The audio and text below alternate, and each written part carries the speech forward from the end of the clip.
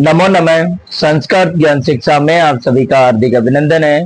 प्यारे दोस्तों, प्यारे विद्यार्थियों, आज मैं कारक कारक प्रकरण से संबंधित 20 क्वेश्चन लेकर के आया हूं और वो आज हम कंप्लीट करेंगे। प्यारे साथियों, यदि आप मेरे चैनल पे नए हैं तो मेरे चैनल को लाइक, शेयर और सब्सक्राइब करना ना भूलें। चलते हैं साथियों। यहां लिखा हुआ है कि संस्कृते कारकाणि भवन्ति, यानी संस्कृत में कारक होते हैं। तो संस्कृत में जो कारक होते हैं कितने होते हैं? षट कारकाणि सन्ति ही। 5 नहीं होते हैं, पंच नहीं है, सप्त, अष्ट और षट। तो राइट आंसर होगा हमारा षट, यानी संस्कृते कारकाणि भवन्ति। तो संस्कृत में जो कारक है वो कितने होते हैं? षट होते हैं, अर्थात 6 होते हैं। आगे द्विकर्मक कति धातव है, यानी जो द्विकर्मक है जिसमें 2 कर्म होते हैं वो कौन सी धातु है? लाइटिंग प्रॉब्लम थी दोस्तों। चलिए देखते हैं। द्विकर्मक कति धातव है, यानी द्विकर्मक जो धातुएं हैं वो कितनी है? तो आपको ध्यान देना है। द्विकर्मक जो धातु है आपकी, देखिए 12, 14, 16, 18, तो ये कौन सी होगी? 16। द्विकर्मक धातु कौन सी होती है? 16 होती है। कितनी होती है? 16।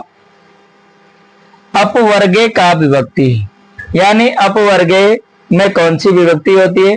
तो अपवर्गे में कौन सी विभक्ति होगी आपकी? प्रथमा, द्वितीय, तृतीय और चतुर्थी। तो राइट आंसर होगा इसमें तृतीय। अपवर्गे तृतीय। वयम गुरुणा संस्कृतम पठामः। वयम गुरुणा यानी हम सब, संस्कृतम पठामः यानी गुरु से संस्कृत पढ़ते हैं। तो देखिए गुरु से, तो से यानी जहां नियम पूर्वक अध्ययन किया जाए तो उसमें साथ ही ध्यान रखना गुरु, गुरुवे, गुरुम, गुरु। सप्तमी नहीं होगी, चतुर्थी नहीं होगी, द्वितीय नहीं होगी, कौन सी होगी? पंचमी होगी।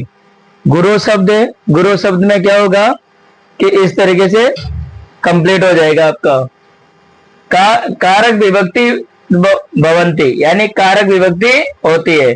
तो देखिए कारक विभक्ति क्या होगी?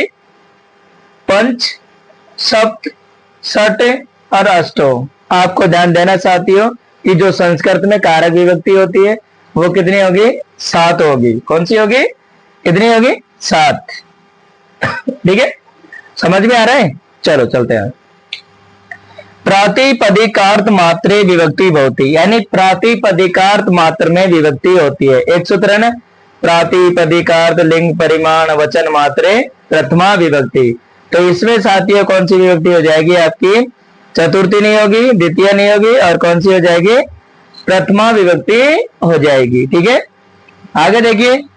स्वतंत्र है भवति, यानी स्वतंत्र होता है। तो स्वतंत्र कौन होता है अपने आप में? कर्म, संबंध, कर्ता और संप्रदान।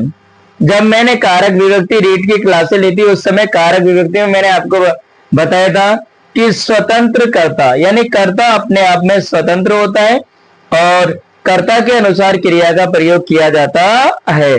कर्ता यदि प्रथम पुरुष का एक वचन होता है तो क्रिया भी प्रथम पुरुष की एक वचन ही होती है।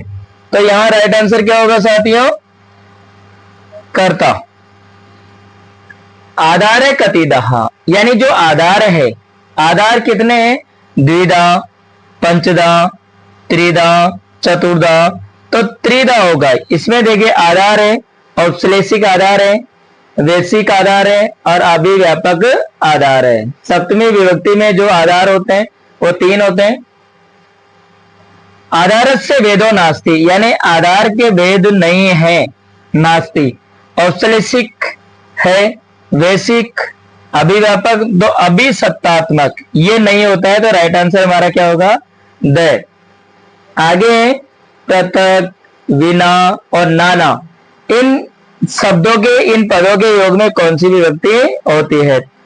पृथक, विना, नाना योगे विभक्तिर भवति।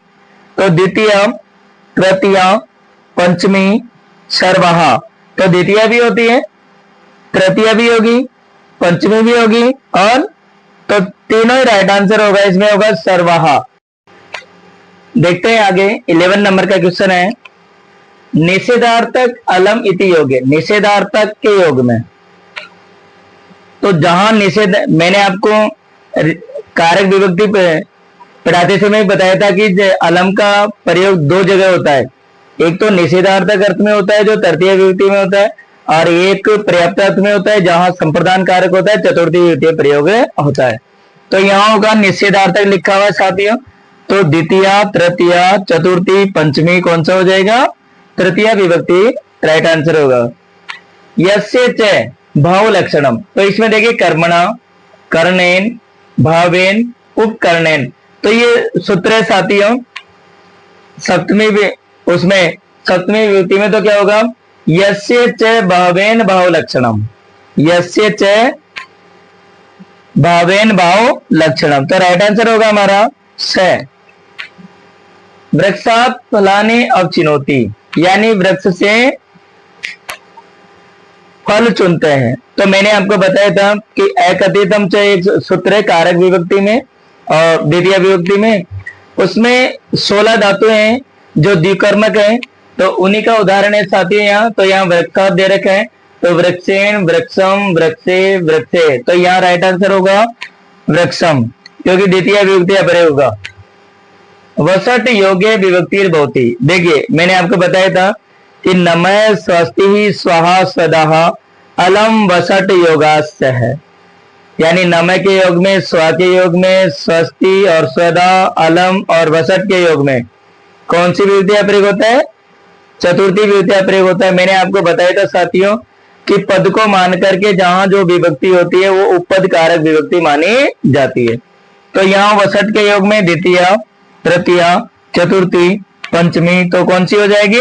चतुर्थी विभक्ति हो जाएगी साथियों। यहाँ पर अभितय परितय योगे विभक्ति भवति, यानी अभितय के योग में मैंने आपको एक सूत्र और बताया था द्वितीय विभक्ति में कि अभितय परितय समया निक्षा हा प्रति योगे अपि, यानी इनको मान करके भी द्वितीय विभक्ति का प्रयोग होता है। तो यहाँ जो है अभितय और परितय के योग में जो विभक्ति है साथियों, प्रथमा, द्वितीया, तृतीया, चतुर्थी, तो कौन सी हो जाएगी? द्वितीय विभक्ति हो जाएगी साथियों। अभितय का अर्थ क्या होता है? दोनों ओर।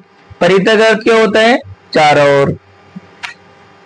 आगे देखते हैं कि वयम विद्यालयम गच्छामः, वयम यानी हम सब, विद्यालयम विद्यालय, गच्छाम जाते हैं। तो यहाँ देखिए पृथक यानी हम सब विद्यालय अलग अलग जाते हैं, नहीं, बिना, नो, तो यहाँ होगा साथियों विद्यालय, वयम विद्यालयम प्रति गच्छामः, यानी हम सब विद्यालय की ओर जाते हैं। तो यहाँ साथियों जो राइट आंसर होगा वो क्या होगा? प्रति। बालक है विवेति, तो विवेति भय के अर्थ में, भय के कारण में कौन सी विभक्ति होती है? पंचमी विभक्ति का प्रयोग होता है। अलग होने में भी पंचमी विभक्ति का प्रयोग होता है। तो यहाँ क्या हो जाएगा? बालक है सर्पात विवेति, तो सर्पेन नहीं होगा, तृतीय है, सर्पम द्वितीय, सर्पस से षष्ठी विभक्ति, तो यहाँ होगा सर्पात, यानी बालक है सर्पात विवेति, बालक सर्प से डरता है, यानी बालक सांप से डरता है। तो यहाँ साथियों जो विभक्ति होगी वो कौन सी होगी? सप्तमी यानी पंचमी विभक्ति का प्रयोग किया जाएगा। सहयुक्ते अप्रदाने, ये सूत्र है, इसका क्या होगा साथियों? तृतीय विभक्ति का है ये, सहयुक्ते अप्रदाने, यानी सह के योग में। वो देखिए चतुर्थी, पंचमी, तृतीया और एकस्य, तो इसमें होगा राइट आंसर तृतीया।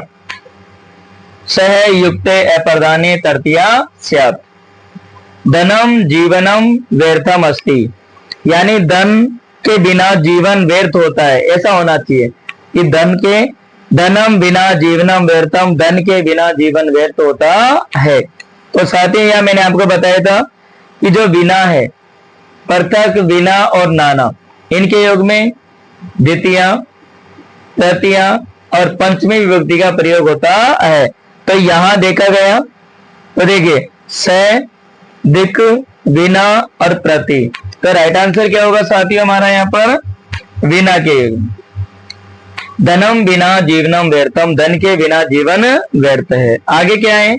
सह शब्द से योग्य विभक्ति भवती, यानी सह शब्द के योग में विभक्ति होती है।